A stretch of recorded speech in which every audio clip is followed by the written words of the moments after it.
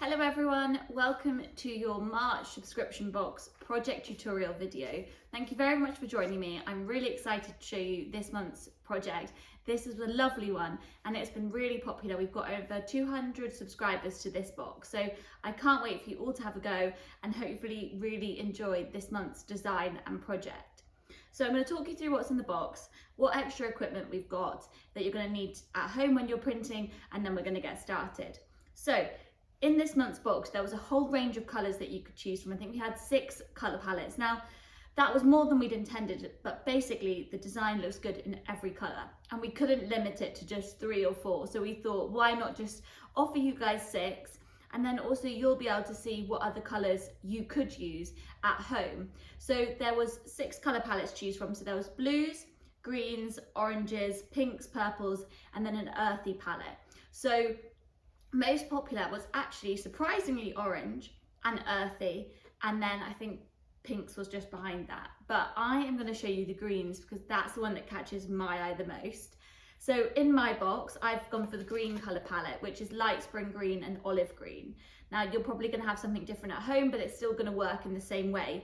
But also you can save that picture that we showed you with all the colour palette options, and it can just give you inspiration of what other colours you could use with this design at home if you've already got the paints or if you're looking to purchase some more paints.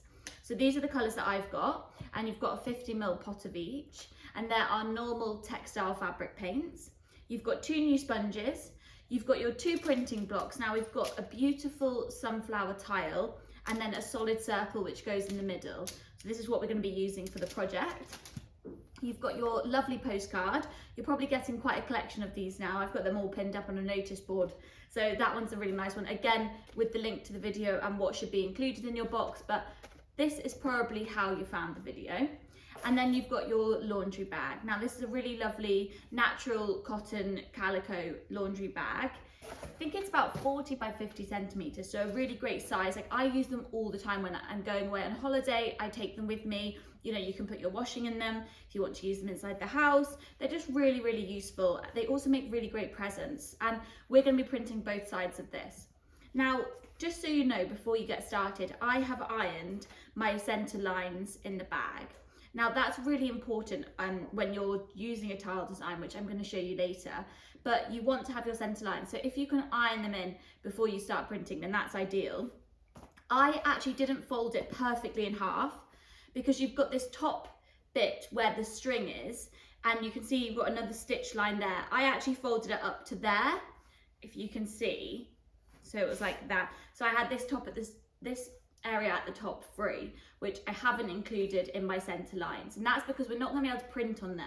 So if I fold it perfectly in half, our design might not be central. So if you can see, leave this top bit out and then start from the stitching line, and that's going to be your printable area. So I've got my horizontal and vertical center lines in there, and they're visible on both sides, so that's really important when we're doing this, and I will talk why about that later. Now, extra equipment, we've got my foam printing mat as always. We've got some paper. Because the item is double-sided, we don't want the paint to go through, so we're going to use the paper to put inside the bag later on. I've got some white cotton practice fabric, very important, my rag for cleaning my blocks, and my paint tray. So I'm going to turn the camera around, get it set up overhead, and we'll get started with this month's project video.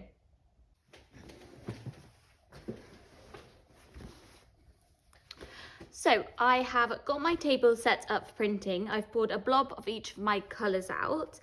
And first of all, we're going to start with just getting good prints. So one thing I forgot to mention earlier is it can be really useful to have a piece of fabric the same colour or texture as what you're printing. So I do have a piece of calico in my fabric collection. So if you're able to get some easily, then I think that can always be worthwhile, because then you really see how the fabric prints and also how the colours are going to appear on that colour fabric. So I think that could be useful. So we're going to use that in a minute. But first of all, we're just going to make sure we're getting good prints like normal. So I've washed my printing blocks. I've scrubbed off the white paint as we normally do. Now remember, the white paint is just kind of so we can see the design. It can you know, interfere with the printing. So when I scrub it with warm soapy water and a nail brush, the white paint starts to come off, which is actually better for the printing block.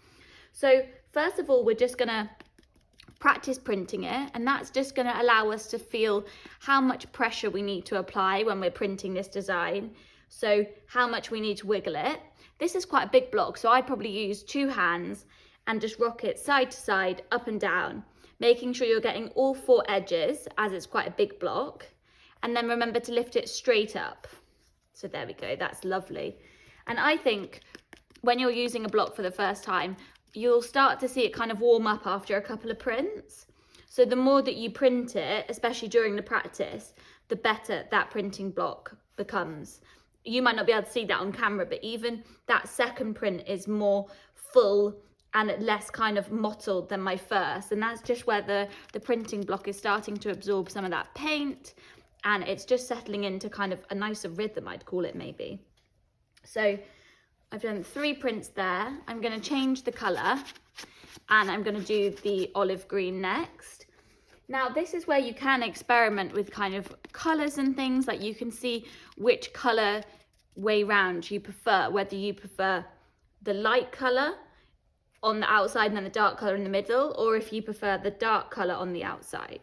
Now at this point, as you can see, I'm not worrying about pattern or lining them up. I'm just getting prints down onto the fabric. Just making sure that it's printing well and that I'm applying the right amount of pressure. My prints aren't blobby. I think that's really important just at this stage.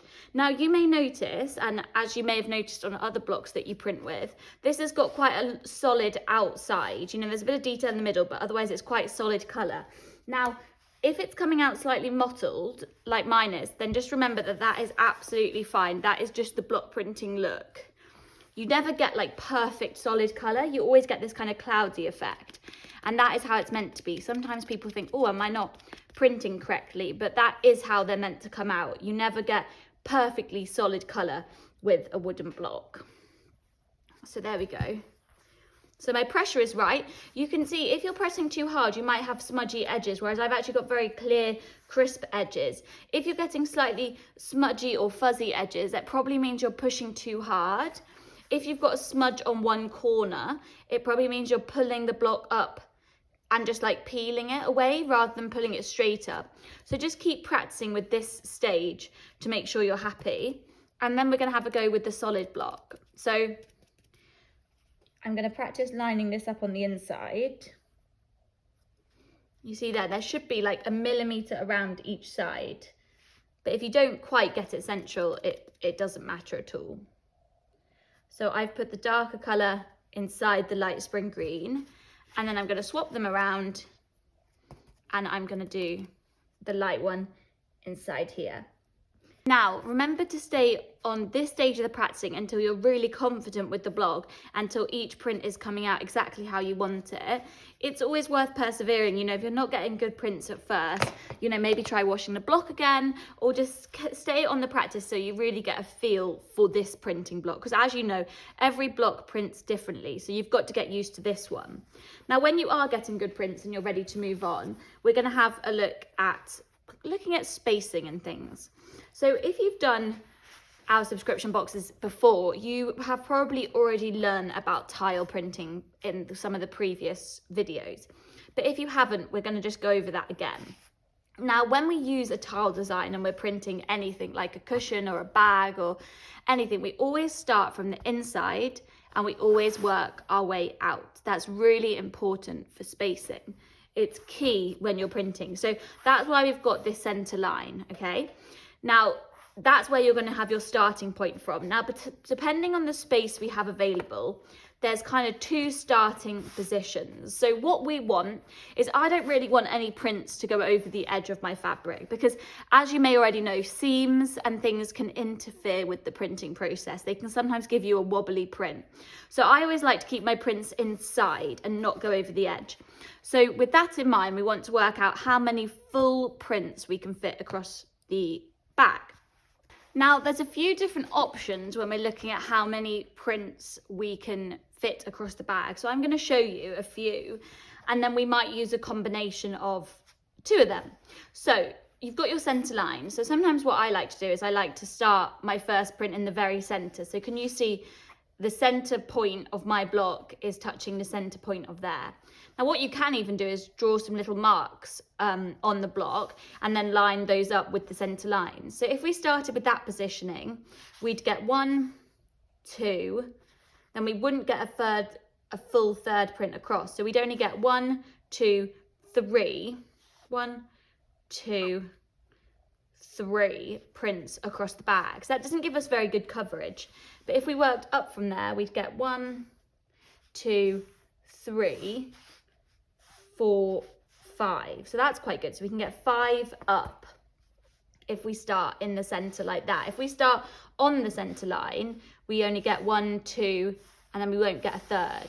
So what we know is we want to kind of get 5 up the bag, okay? So that's the first one we've worked out. So vertically, we're going to be doing 5 prints. Now across, let's also look at how many prints we can get across. So if we print in the middle, like we said there, we're only going to get 3 prints across.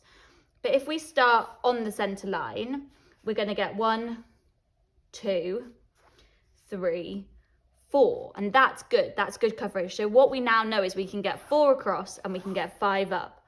So let's look at where we'd need to start.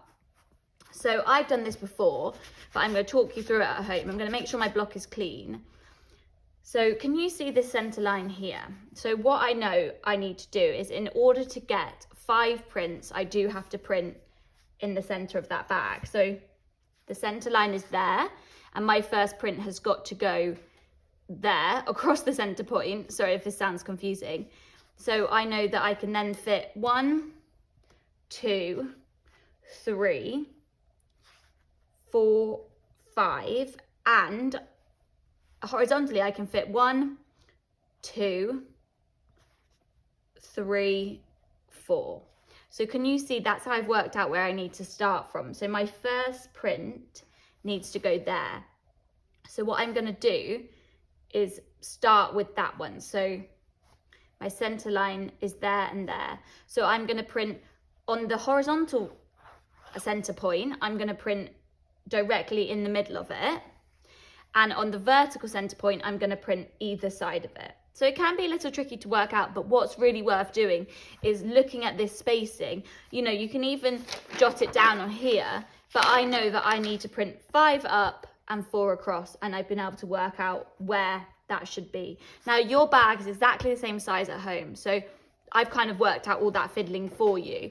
So remember, your first print is going to go here on the horizontal, your center line.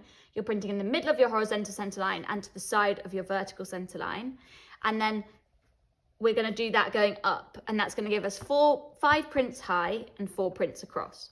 So hopefully that will make more sense when we get to it.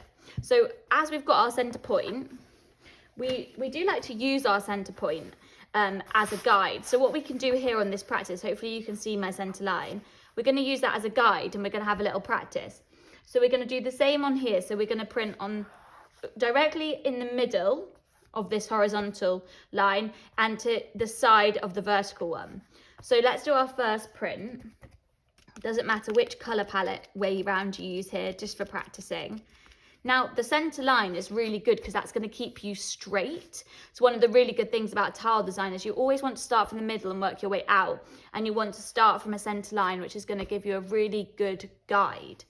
So remember, my vertical line, I'm printing either side of it, and my horizontal line, I'm printing in the middle of it. So hopefully that makes sense. Maybe the more times I say it, the more sense it will make.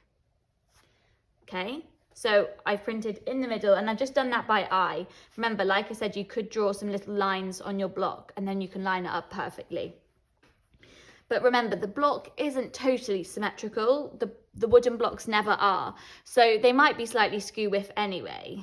So don't worry if they go a little bit off center. So can you see that? So I've nearly got the center there, and I've drawn either side of my vertical line. So I'm really happy with that. So the next one I'm going to do is I always start with my 2 center prints. So I'm going to do the next side, okay? Now, when you line a tile block up, sometimes it can be quite hard to put the block down straight. So you may have seen this technique that I've used before, but I like to use a pivot point. So I touch one corner down first where it's meant to be, and then I allow the rest to follow. So what I would do is touch the right hand corner of this block down next to that one. I'm not overlapping them, I'm just lining them right up next door. So I touch it down, okay, and then I can twist the block. So now what I'm going to do is I'm going to line the block up next to the other one. So on this side here, I'm going to look overhead and I'm going to make sure it's touching, and then I'm going to put the rest of the block down, okay, and you allow the rest of the block to follow. So this is another bit that's really worth practicing. So can you see they're both lined up perfectly next to each other? Now I'm going to do my next two. I like to work horizontally first. So again, using that pivot point, now I'm going to touch my left hand corner down, and I'm going to touch it down next to this last print, okay? So just touch it down, and then you've got a pivot, okay? I find that really useful, okay? And if I need to, I can lift it up and look, there's hardly any mark left. So touch it down slowly. Then I like to allow the rest of the block to line up next to the other one, and then I pull it down. So again, make sure you practice this bit. There we go. And then I'm going to do my one here, and that gives you a really good starting point. So again, right hand corner down, touch it, allow the rest to follow. Now, one thing that is quite important when you're printing a design like this is that you always print the same way. You don't turn the block. So what I like to do, again, with a pen or something, or even with paint, I like to kind of do a little arrow that means this way up, okay? So I will always print it with the green paint smudge going up. Now that I've done that, I can then work going up higher again, and I could do the ones below. And you just do them slowly, so always work from the inside out. So first of all, I'll do these two prints, and then the bottom two, and then I can fill in the rest, okay? So I'll do that quickly on my practice, and I'll show you where I get to. And remember, I'm always going to be using that bottom pivot point like I showed you before, okay? So touching the bottom corner to where it's meant to be, and then allowing the rest of the block to follow.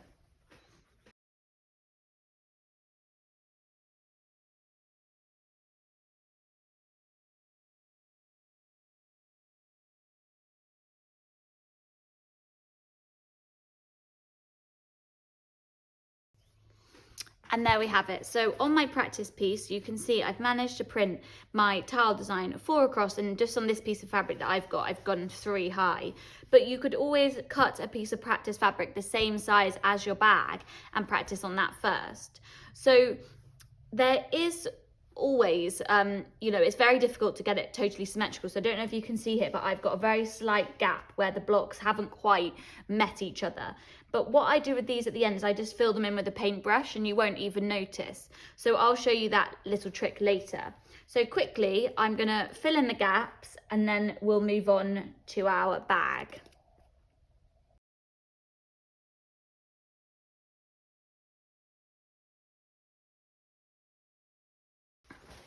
So once you've done your practice and you're feeling confident, we'll move on to our bag, but make sure that you stay on this stage for as long as you need so that you're feeling really confident with the pattern.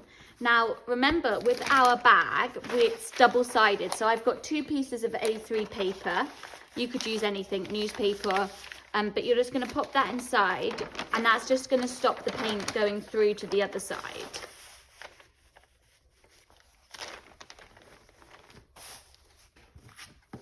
Okay, so now I know it is a little bit complicated with the spacing, but hopefully I tried to explain it well enough that you understand it at home. But it really benefits taking the time to work out your positioning.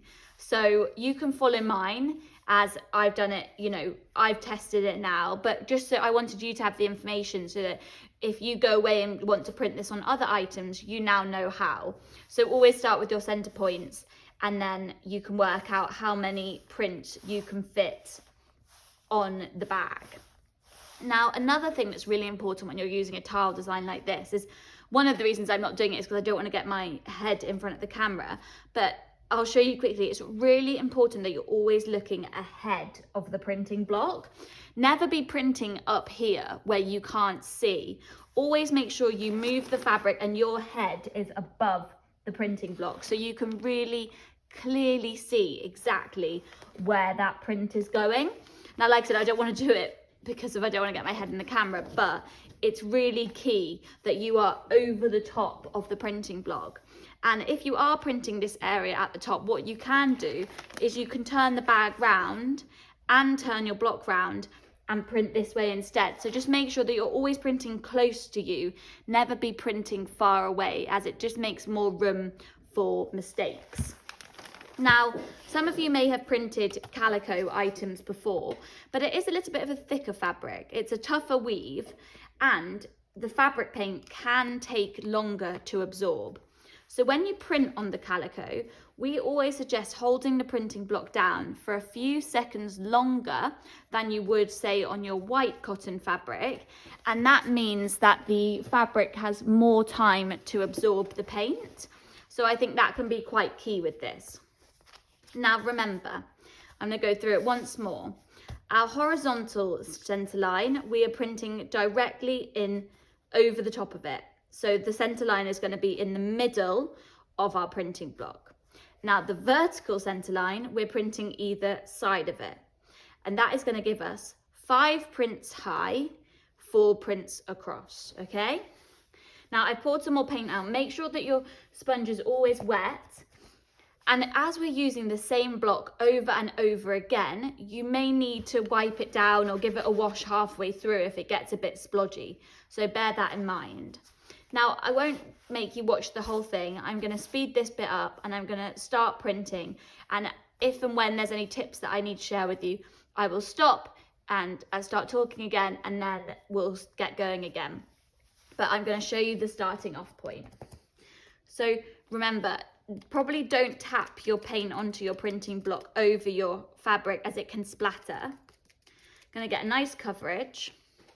Now, again, I'm printing either side of the vertical line. So I'm lining my block up alongside the center line. So that's my guide of where to print. And then the horizontal line is going to go in the middle of my block. So I'm going to look overhead to make sure I'm getting the perfect positioning. And then I'm going to put the block down. And then I'm going to wiggle it. And when I wiggle it, I'm going to give it a wiggle, and then I'm going to kind of count to 5 seconds. And then I'm going to pull the block up. And hopefully that will have allowed the fabric some time to absorb the paint. And then remember, pull it straight up. There we go, that's lovely. So to start off, I always like to do my 2 prints either side. So again, that's where that pivot technique is going to come in. And I really hope you find this helpful, because I really do. You know, it really helps you line up the block. So I'm going to touch the bottom right hand corner down.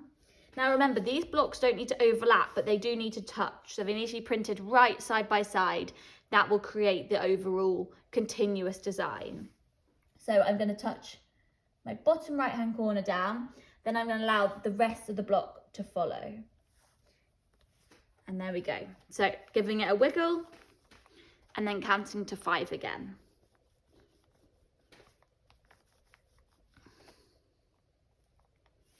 Brilliant. So I'm going to put my next 2 here, and then I'll show you where to go from there.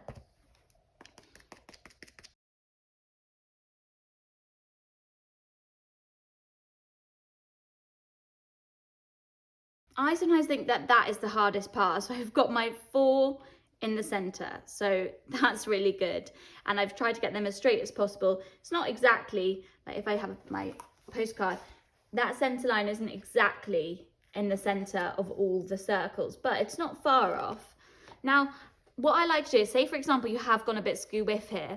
Sometimes I tend to follow that, because you won't notice if it's slightly wonky, but see how you feel, whether you'd rather stick with your center lines and carry on, or if you know, if you have got one that's slightly wonky, you could follow that pattern. But remember, I'm going to show you some tips later for kind of touching up any mistakes. But really, you want to get your first kind of 2 or 4 prints as straight as possible. Then you can work your way up from there. Now, as I'm using the center line as a guide, I think I'm going to do my prints either side of the center line first. So that 1, 2, 3, 4, 5, 6, 7, 8. I'm going to do those ones first, because I'm using that center line to stay straight. Then I'll work out from there.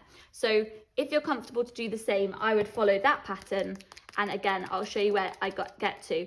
Remember, holding the block down for at least 5 seconds when you're touching it onto the bag, and using that pivot point, and make sure you're looking overhead of the block to make sure that you're lining it up straight.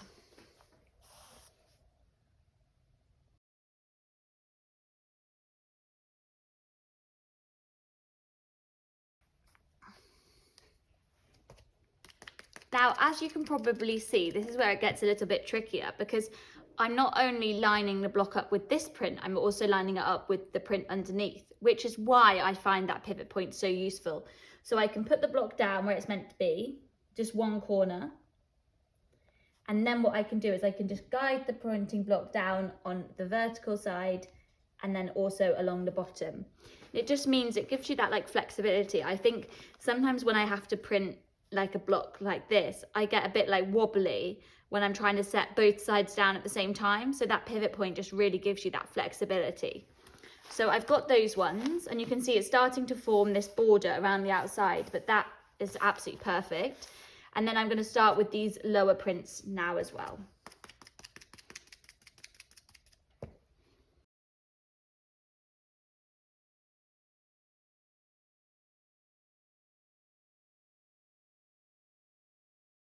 Right, so after you've got to this stage, I mean, the pattern's coming together really quickly. We've only got 6 prints still to go.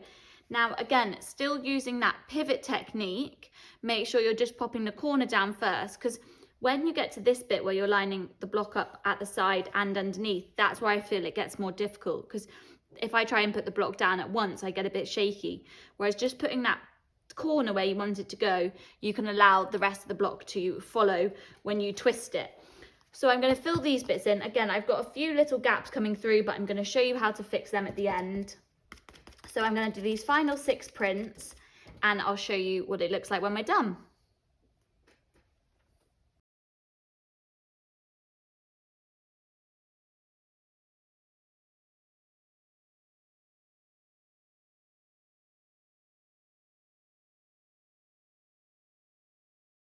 Okay, so I have finished that tile print all over, and it's looking really good. I'm really happy with it. I've managed to stay as straight as possible. I mean, down the edges is where you can see where it's not quite symmetrical and there's a few gaps maybe, but overall I'm so happy with it. And once you've got things in the bag, you know, you'll never notice the edges. So what you can do is let this dry, and then we can go on with the solid spot. So as I said, I'm going to use the dark green on the inside. Now, you may have seen us do this technique before, but when you print with something solid that you can line up, so I'm going to put it down and again hold it down for kind of 5 seconds. What I sometimes do, now you can't do this with all blocks because they're too difficult to line up, but you can overprint something like a solid circle.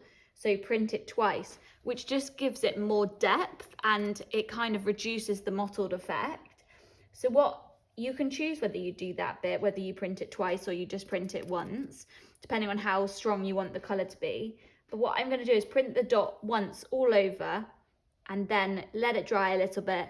And then I'm going to print it once again over the top, and that will just really bring the colour through and make it less mottly and more solid, and it will give it kind of more of an impact.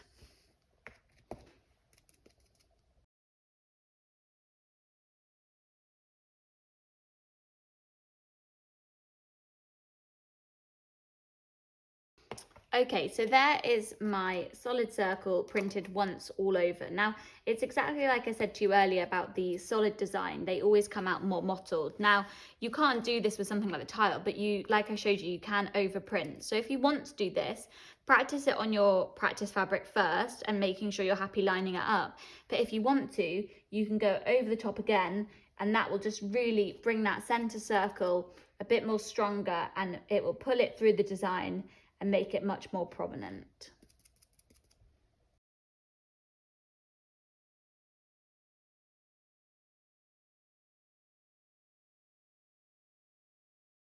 So I have finished my beautiful pattern. I'm so happy with it. It looks really gorgeous and I really love the greens. I'm on a very green theme at the moment, so this really stands out to me.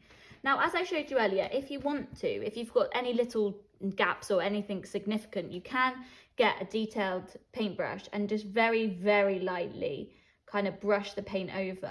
What you don't want to end up doing is kind of painting the whole design. So make sure that you're only lightly rubbing, otherwise the paint might look quite prominent. You might be able to see that you've painted it on. But it is a really good way just to fix any little gaps. But make sure you've got quite a dry brush with not much paint on it, and just lightly kind of pull it over, and that should touch up any little gaps that you've got. So what I'm going to do is let this dry. I'm going to iron it and heat set it, and I'll show you where I get to.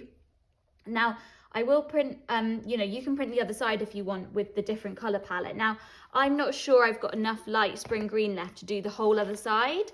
So that's where I would suggest swapping the colour palette. So doing the olive green as the tile block and doing the circle as the light spring green. That would be kind of my preference with it. So see how you feel, and have a go at the other side, but make sure this side dries fully before you turn it over, and I'll show you my finished item. And here is my finished laundry bag. So I hope you've all really enjoyed this project. I love it. It's probably one of my favorites, and this design is so beautiful. As you know, it looks so good in so many different color palettes, and hopefully it's going to be a really useful item for you to have in your home, whether you use it as a laundry bag or a storage bag or just as something really beautiful to have. It works really well, and you can actually see that the border around the edge really adds to the pattern idea. It kind of makes it feel like it's a window. So I really hope you've enjoyed it. Hopefully you'll turn it over and print the other side once it's dry with switching the color combination, or maybe you'll use a different color paint that you've got at home and do something completely different. You could just do something simple on the other side if you wanted to, maybe one in each corner or just one in the center. You could try something totally different. But don't forget that once this is totally dry, make sure you heat set it on your ironing board really thoroughly, especially if it's going to be used constantly. You want to make sure it's thoroughly heat set so that you can wash it without causing any fading. Make sure you wash your printing blocks and your equipment up with warm soapy water. Just wash it up in the sink, and any leftover paint you've got, just pop that back into your pot using your sponge. So I really hope you've enjoyed this month's subscription box project. Please let me know if you have any questions or need any help with anything. Just comment on the video or on the Facebook group, and then I'm sure myself or someone else in the group will be able to help you. It's been really lovely to see everyone's projects and things. So if you haven't joined the Facebook group, please do. The details are on the postcard and on the emails that we send you. And you'll be able to be part of the club and see other people's creations and comments and things, which is really good and very inspiring. So our next box will be released next month, so on April the 10th. Your payment will come out on April the 17th, and then the box will arrive in May. Can't wait to show you the next project, and I hope you'll join us again. Thanks very much.